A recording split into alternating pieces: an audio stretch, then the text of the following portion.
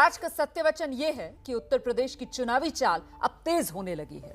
जिस वक्त आप ये खबर देख रहे हैं, दिल्ली में बीजेपी सांसदों के साथ पार्टी अध्यक्ष जेपी नड्डा और सीएम योगी आदित्यनाथ बैठक कर रहे थे, जो थोड़ी ही देर पहले खत्म हुई है। यानी चुनाव की तैयारियां जोरों पर।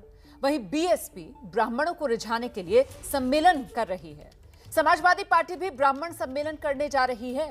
यानी सियासत हर तरफ से पुरजोर हो चली है। तो सवाल अब यह है कि इस बार जीतेगा कौन, और बाकी चुनाव से ये उत्तर प्रदेश विधानसभा चुनाव अलग कैसे होगा, आइए जरा समझ लेते हैं।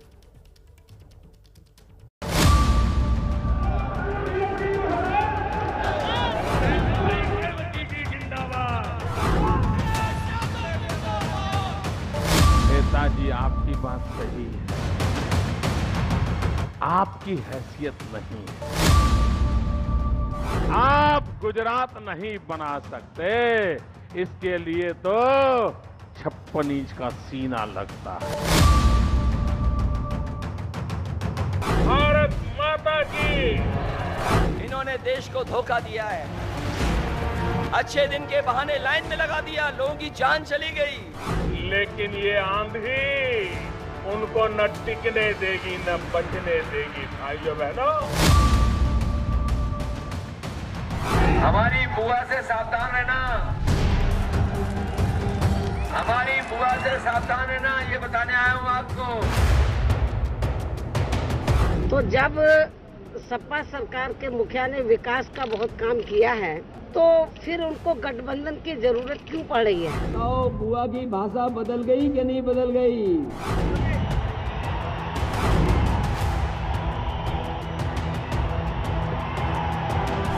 2022 में जब चुनाव होंगे, भारतीय जनता पार्टी 350 सीट लेकर के बहुत बड़ी मेजोरिटी के साथ फिर से प्रदेश के अंदर सरकार बनाएगी।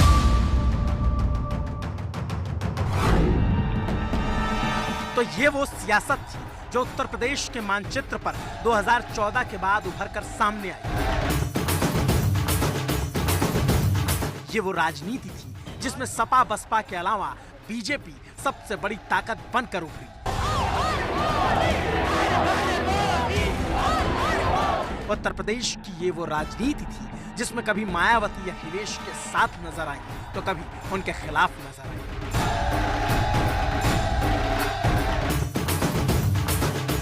लेकिन वक्त के फटे ने अब सियासत में भी पैबंद लगा दी है। 2019 के लोकसभा चुनाव के बाद बहुत कुछ बदल चुका है। बदल चुकी है वो तस्वीर जो कभी एक मंच पर एक साथ नजर आ जाया करते थे। बदल चुकी है वो ख्वाबों में भी ना सोचे जाने वाली ताबीर, जिसमें माया मुलायम एक मंच पर होते और एक दूसरे के परिवार को आशीर्वाद दिया करते। मायावती की जिंदाबाद, मायावती की जिंदाबाद। और जब सब कुछ बदल ही चुका है, तो सवाल ये कि अब 2022 के चुनाव में क्या होगा? क्योंकि एक तरफ बंगाल में मोदी को मात देने वाली ममता बनर्जी विपक्ष की गोलबंदी में जुटी हुई है दिल्ली आकर। देखिए, बीजेपी को हराने के लिए सबको एक होना जरूरी है, और कहती यही है कि बीजेपी को हराने के लिए विपक्ष को साथ आना होगा। और दूसरी तरफ उत्तर प्रदेश में बिखरा हुआ विपक्ष। मुझे कभी कभी लगता है कि कांग्रेस और भारतीय जनता पार्टी का रास्ता एक है। इनके उम्मीदवार को हराने के लिए बीजेपी व अन्य किसी भी विरोधी पार्टी के उम्मीदवार को ही अपना वोट क्यों न देना पड़े, तो भी देंगे। 48 विधायकों की पार्टी जो अपने आप को विपक्ष की पार्टी करती है, उसके कार्यकर्ताओं के साथ दुर्व्यवहार हो रहा है। साथ में खड़े होने पर उसको दिक्कत महसूस हो रही है।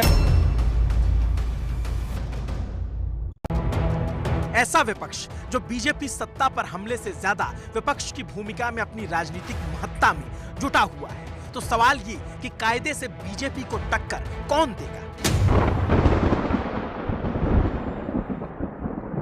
और इस सवाल के बीच दूसरी तरफ मजबूत बीजेपी, जिसके पास उत्तर प्रदेश में 300 से ज्यादा विधायकों और 60 से ज्यादा सांसदों की फौज है, और उस फौज के दम पर हर रोज तैयारियां होती हैं चुनावी रणनीति पर। और उस रणनीति का सत्य वचन ये कि दिल्ली में यूपी बीजेपी के सभी सांसद जमा हुए हैं। यूपी के सीएम योगी आदित्यनाथ के साथ सांसदों की बैठक हुई। 2 दिन तक चलने वाली बैठक में चुनावी रणनीति बनेगी। यानी साफ है कि बीजेपी का पूरा तंत्र न सिर्फ चुनावी मोड में आ चुका है, बल्कि वो खाकों में बंटकर अपनी अपनी जिम्मेदारियां संभालने को तैयार है। मगर दिल्ली की बैठक लखनऊ में बैठे विरोधियों को रास नहीं आई, तो फिर पूर्व मुख्यमंत्री अखिलेश यादव ने ट्वीट कर लिख दिया, भाजपा आज अपने ऊपर के सांसदों के साथ यूपी की दुर्दशा व दुर्गति का हाल दिल्ली बुलाकर पूछ रही है। इससे पता चलता है कि दिल्ली तथा लखनऊ में कितनी दूरी है। भाजपा चाहे कितनी भी बैठकें कर ले, अब जनता उन्हें उठाकर और हटाकर ही दम लेगी। आकलन बाद में और झूठी तारीफ पहले। वाह रे भाजपा।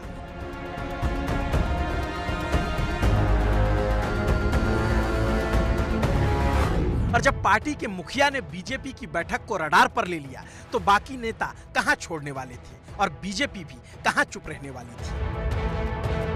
तो अखिलेश जी बुरी तरीके से फ्रस्ट्रेट हैं और वो ट्विटर से ही चुनाव जीतना चाहते हैं और अब भारतीय जनता पार्टी के अंदर भी दखलंदाजी कर रहे हैं। सबसे पहले उनको ये समझना चाहिए कि दिल्ली में सांसद बुलाए नहीं गए हैं। दिल्ली में आज सांसद वैसे ही हैं, यहाँ के ऊपर सत्र चल रहा है। मुझे लगता है कि वो बीजेपी से ज़्यादा अच्छा है कि वो पहले अपना परिवार देखें और जिस तरीके से आज वो अपने परिवार में ही अलग थलग पड़े हुए हैं, अकेले पड़े हुए हैं और ट्विटर के माध्यम से चुनाव जीतना चाहते हैं, तो मुझे लगता है कि वो अपना पहले देखना चाहिए। बीजेपी केवल चुनाव की तैयारी और प्रचार करती है, वो प्रचारक पार्टी है। इसके पहले प्रधानमंत्री भी तो आए थे, उन्होंने तो बड़ी तारीफ की थी। यहाँ पर हमारे यहाँ से बहुत मंत्री भी बनाए गए, तो किस चीज का लेखा जोखा दिया जा रहा है? वो जो आदर्श कुछ ग्राम गोद लिए गए थे, उसमें कितना विकास हुआ? मेरे ख्याल से अब तो 5 साल से ज्यादा हो गया, पहले कार्यकाल में लिए गए थे। और साथ ही मुख्यमंत्री ये भी बता देंगे सब सांसदों को, जो कहा गया था कि एक स्वास्थ्य केंद्र लोग गोद लेंगे कोरोना के दूसरी लहर के बाद, उसमें सुविधाएं मुहैया कराएंगे, उस पर कितना काम हुआ? क्या अलायंस होता है? सपा बीजेपी पर हमलावर है और विपक्ष के नाते ये होना लाजमी भी है। लेकिन सवाल है कि बीजेपी अगले साल होने वाले चुनाव की रणनीतियां बना रही है, तो बाकी विपक्षी पार्टियां क्या कर रही हैं? तो जवाब के तौर पर ये तस्वीरें कहती तो यही है कि हर कोई चुनावी तैयारी में जुट चुका है और उस तैयारी के मद्देनजर ब्राह्मण वोटर विपक्षी पार्टियों को उस खजांची के तौर पर उत्तर प्रदेश में दिख रहा है, जिसके पास मानो यूपी की सत्ता की चाबी हो।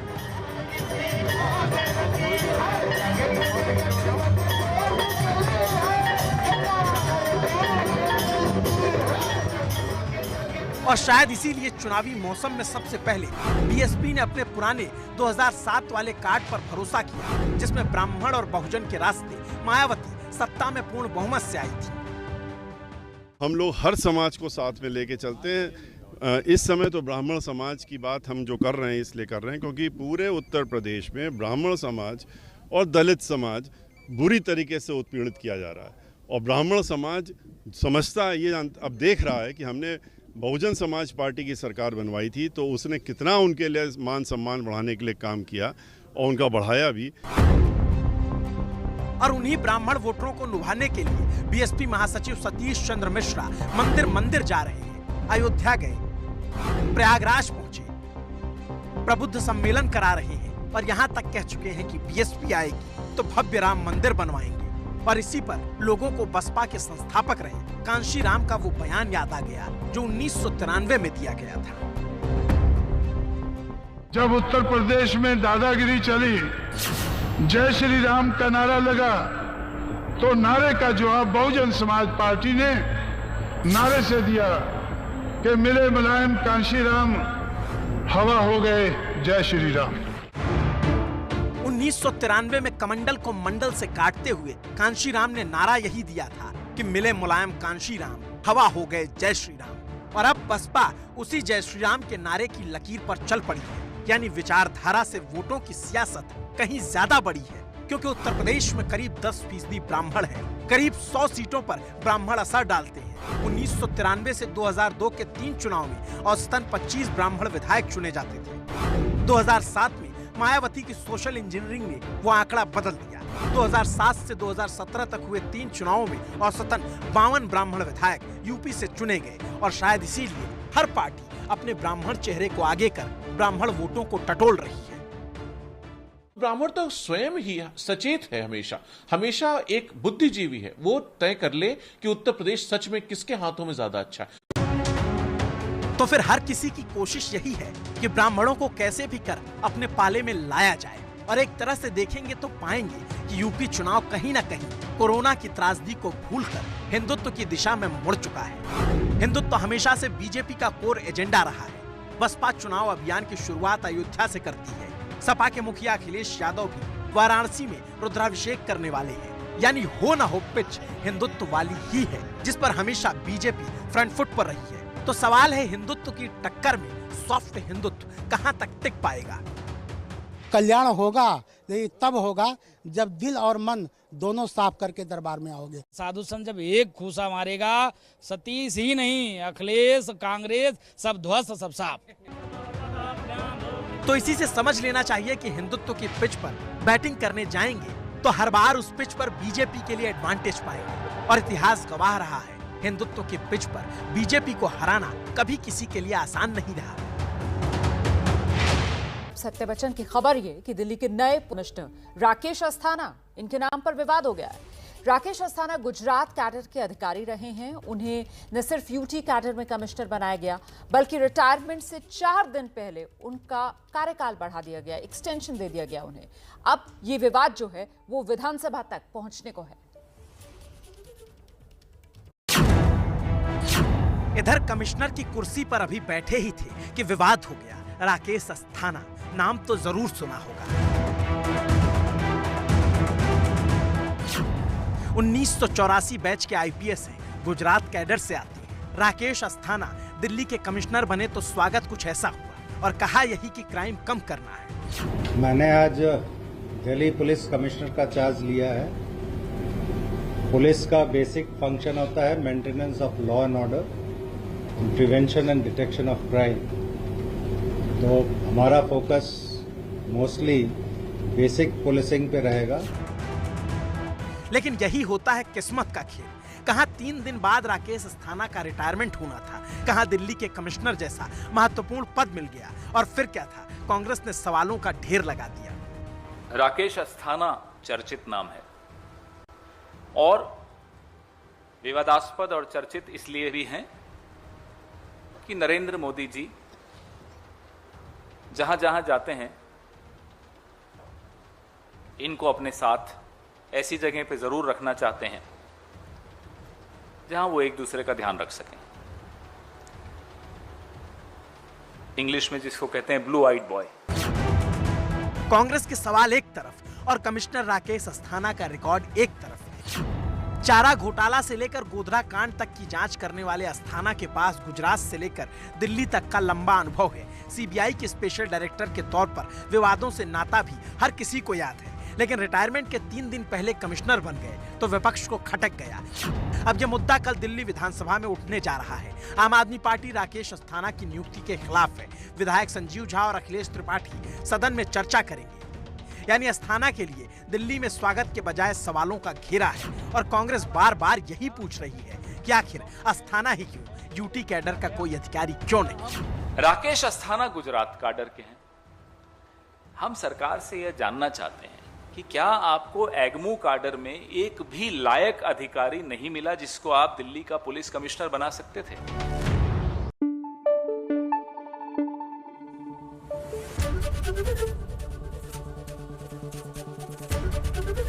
एबीपी न्यूज आपको रखे आगे।